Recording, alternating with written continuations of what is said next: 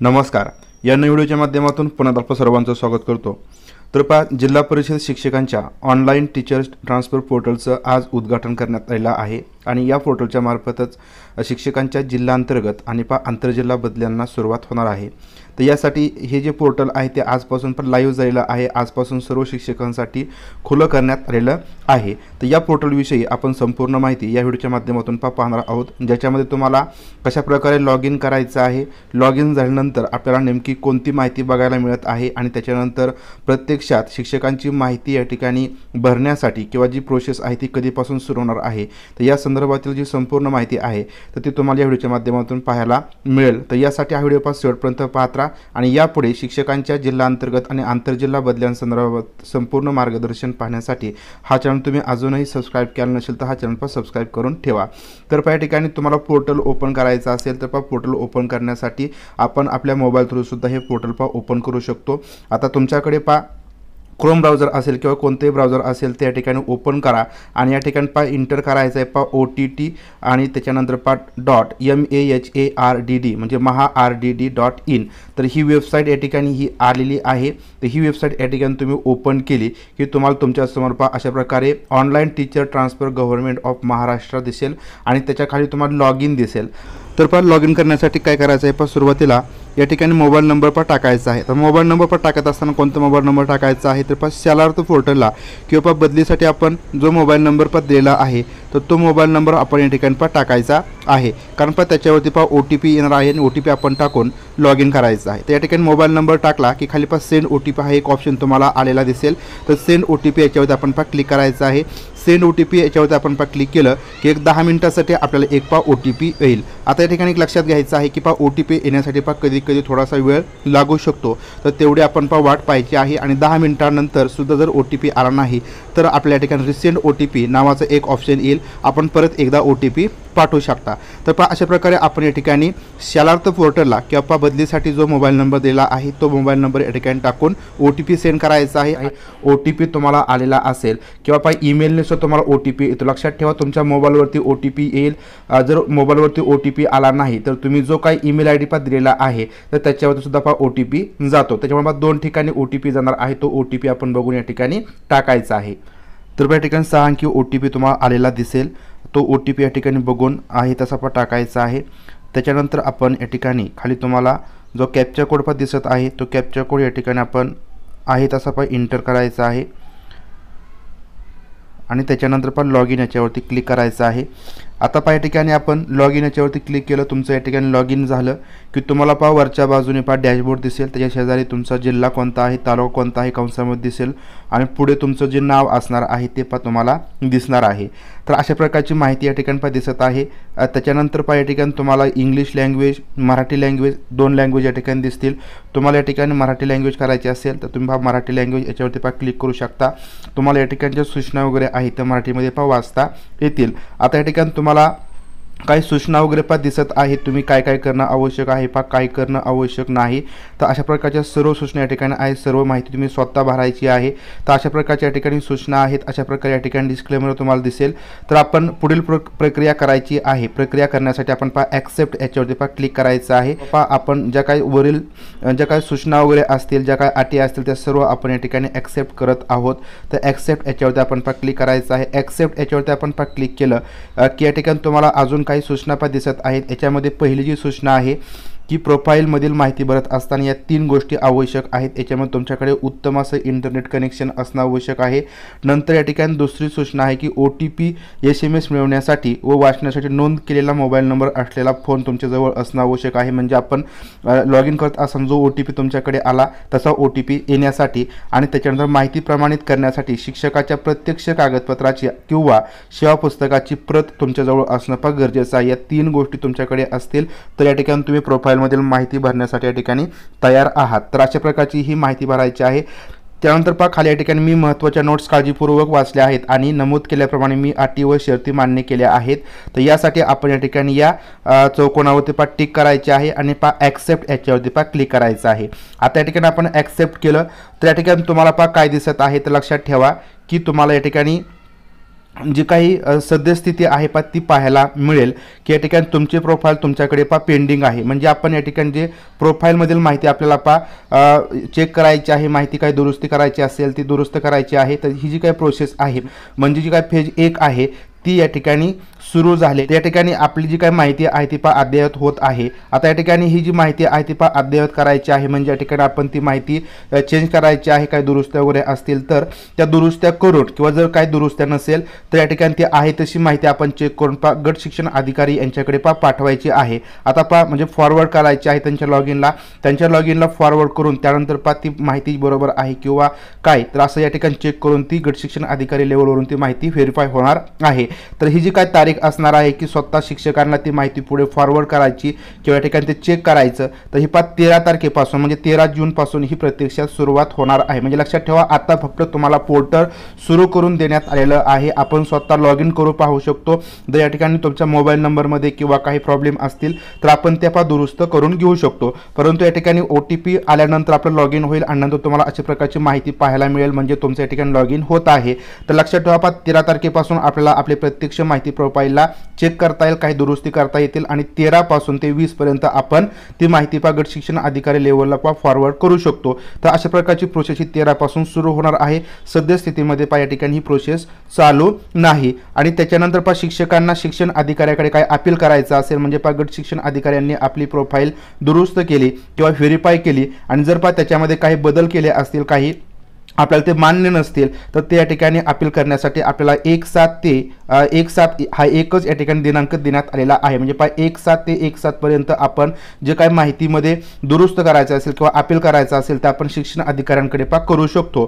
त्याच्यानंतर या ठिकाणी शिक्षकांनी आपले प्रोफाईल स्वीकारायचं आहे. तर गट शिक्षण अधिकाऱ्यांनी आपले प्रोफाईल या ठिकाणी व्हेरीफाय केलं, त्याच्यामध्ये काही दुरुस्त असतील तर ते आपण शिक्षण अधिकाऱ्यांकडे अपील करू शकतो आणि अपील केल्यानंतर सर्व शिक्षकांना या ठिकाणी 1/7 पासून 1/7 पर्यंत आपले जे प्रोफाईल आहेत ते ऍक्सेप्ट करायचे आहेत. म्हणजे आपण सगळी माहिती या ठिकाणी चेक करून ते ऍक्सेप्ट करायचे आहेत.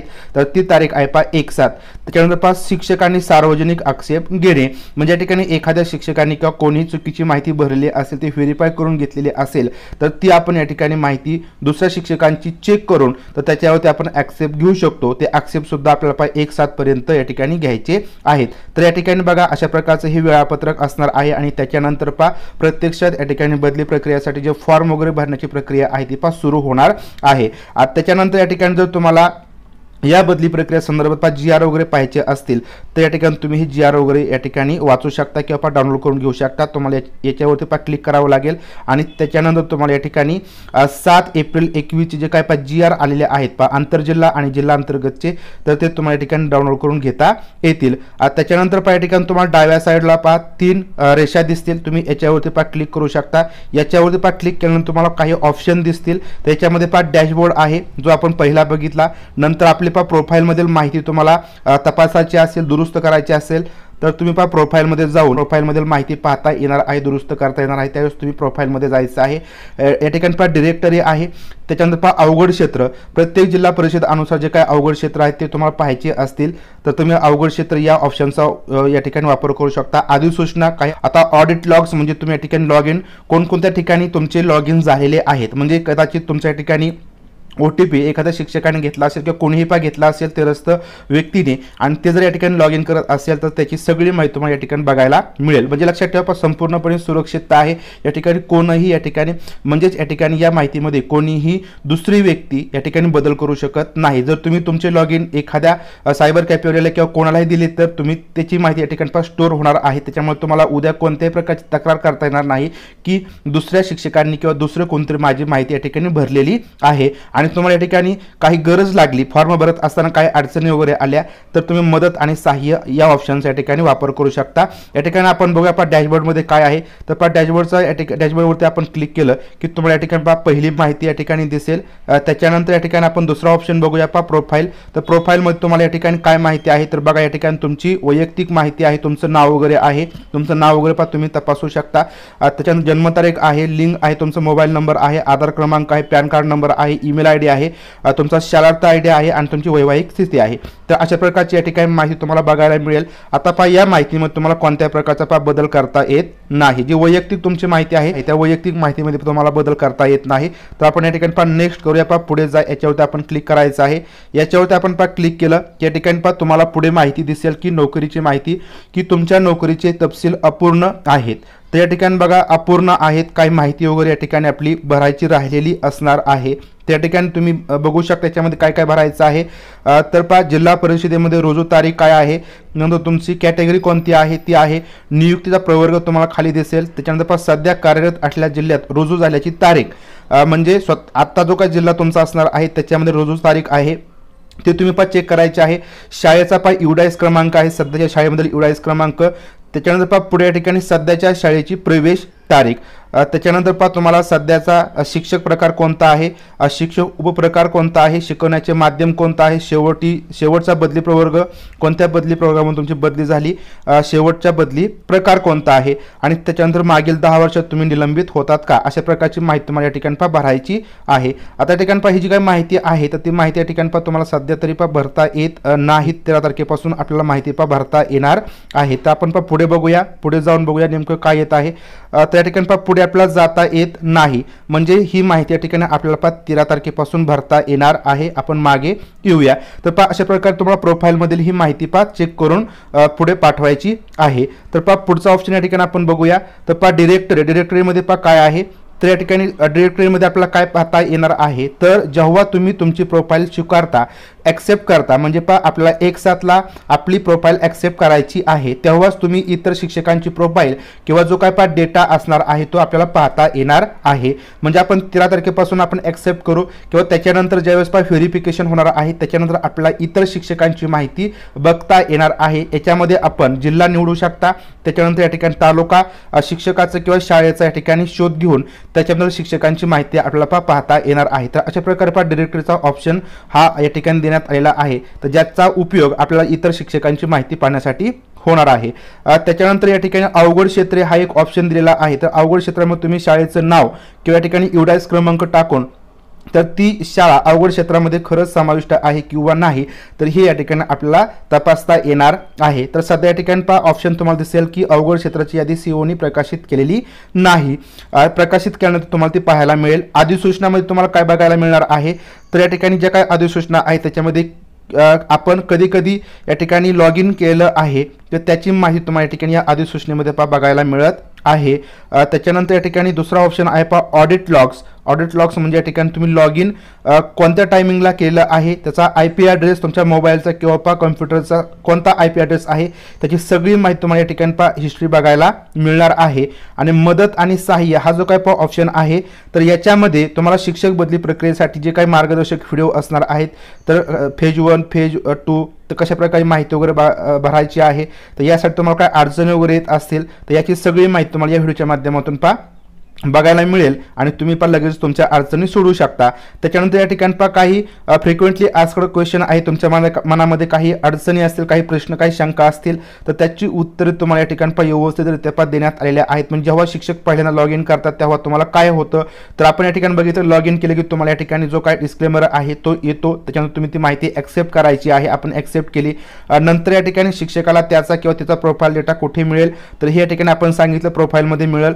त्याच्यानंतर पहा शिक्षकाची प्रोफाईलमधील माहिती बरोबर किंवा पूर्ण नसल्यास अपडेट कशी करावी, तर हे या ठिकाणी पण सांगितलेलं आहे की अपडेट करण्यासाठी आपण त्याच ठिकाणी अपडेट करायची आहे आणि नंतर पुढे आपण गट शिक्षण अधिकारी यांच्याकडे मंजुरीसाठी पाठवायची आहे. शिक्षकांच्या प्रोफाईलचं स्वरूप काय आहे, तर त्या ठिकाणी कर्मचाऱ्यांच्या तपशील, शिक्षकांची माहिती आहे, वैयक्तिक माहिती आपण बघितली आणि नंतर पहा पुढे नोकरीचा तपशील, असे 2 पेज आपण बघितले. तर ही माहिती या ठिकाणी तुम्हाला प्रोफाईलमध्ये बघायला मिळेल. पुढे शिक्षकाच्या प्रोफाईलमध्ये शिक्षण अधिकाऱ्याने केलेल्या बदलांशी सहमत नसल्यास काय करायचं, म्हणजे या ठिकाणी आपण काय केलं, गट शिक्षण अधिकाऱ्यांकडे जी काही माहिती या ठिकाणी आपण पाठवली तर त्याच्याशी आपण सहमत नसाल तर आपण काय करायचं आहे, शिक्षण अधिकाऱ्याकडे अपील करायचं आहे. तर ही या ठिकाणी तुमचे काही शंका वगैरे असेल त्याची उत्तर तुम्हाला या ठिकाणी देण्यात आलेली आहेत आणि जर अजूनही काही शंका वगैरे असतील तर तुम्ही या ईमेल ID शी संपर्क करू शकता. तर पहा अशा प्रकारे या ठिकाणी पहा शिक्षक बदली व्यवस्थापन प्रणाली किंवा या ठिकाणी आपण म्हणूया ऑनलाईन टीचर ट्रान्सफर पोर्टलमध्ये आपलं जे अकाउंट आहे ते अशा प्रकारे पहा दिसत आहे. अशा प्रकारची वेबसाईट तयार करण्यात आलेली आहे, ज्याचं उद्घाटन आसपास झालेलं आहे. आणि या संदर्भात आपण या ठिकाणी नेमके कोणकोणते ऑप्शन आहेत, आपल्याला नेमकी कोणकोणती प्रक्रिया पूर्ण करायची आहे आणि वेळापत्रक काय आहे, या संदर्भातील संपूर्ण जी माहिती आहे तर ते आपण या व्हिडिओच्या माध्यमातून पाहिली आहे. तर आशा आहे की तुम्हाला जी सगळी माहिती आहे ती समजलेली असेल. अजूनही तुमचे काही शंका वगैरे असतील तर तुम्ही या ठिकाणी कमेंट बॉक्समध्ये विचारू शकता. आणि सर्वात महत्त्वाचं म्हणजे यापुढे सुद्धा अशाच प्रकारचं मार्गदर्शन मिळवण्यासाठी किंवा या ठिकाणी काही तुमच्या बदली संदर्भात अडचणी सोडवण्यासाठी हा चॅनल तुम्ही अजूनही सबस्क्राईब केला नसेल तर चॅनल सबस्क्राईब करून ठेवा. तर भेटूया अशाच प्रकारच्या नवीन माहितीपूर्ण व्हिडिओच्या माध्यमातून. तोपर्यंत धन्यवाद.